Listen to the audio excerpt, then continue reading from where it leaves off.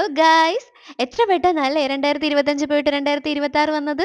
കുറേ നല്ല കാര്യങ്ങളും കുറച്ച് മോശം കാര്യങ്ങളും ഉണ്ടായിരുന്ന ഒരു വർഷമായിരുന്നു 2025. 2025ന്റെ ഒരു എൻഡൊക്കെ ആയപ്പോഴത്തേക്കും കുറച്ചധികം പോസിറ്റീവ് എനർജി വരാൻ തുടങ്ങി. അതുകൊണ്ട് തന്നെ 2026ലും അതേ പോസിറ്റീവ് എനർജി കണ്ടിന്യൂസ് ആയിട്ട് കിട്ടണം എന്നുള്ളത് കൊണ്ട് ഞങ്ങൾ ഭയങ്കരമായിട്ട് പ്ലാൻ ചെയ്തിട്ടാണ് ഓരോ കാര്യങ്ങളും ചെയ്തിരുന്നത്.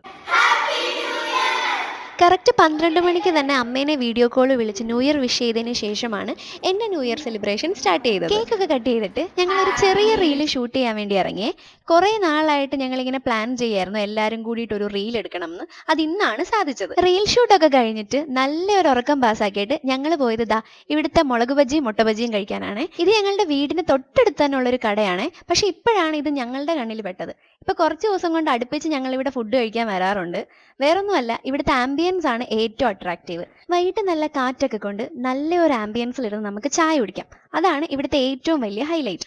അങ്ങനെ വീട്ടിൽ വന്നിട്ട് ഒരു ചായയും കൂടെ കുടിച്ച് ഞാനും അപർണേച്ചിയും ഇന്നലെ ടൂറ് പോയ വിശേഷങ്ങളൊക്കെ പറഞ്ഞിട്ട് ദിവനെ വിളിക്കാൻ വേണ്ടി പോയി. ഇവനെ വിളിച്ച് വന്നപ്പോഴേക്കും ഞാൻ വിശന്നു പോയി ഗൈസ്. അങ്ങനെ ഞാൻ പെട്ടെന്ന് തന്നെ പോയി ഫുഡൊക്കെ കഴിച്ചു. അപ്പോൾ ഇന്നത്തേക്ക് ഇത്രയേ ഉള്ളൂ. എല്ലാവരും ഹാപ്പി ആയിട്ടിരിക്കുക. നിങ്ങൾ ആഗ്രഹിച്ചതൊക്കെ ഈ വർഷം കിട്ടട്ടെ. അപ്പോൾ ഒരിക്കൽ കൂടി ഹാപ്പി ന്യൂ ഇയർ.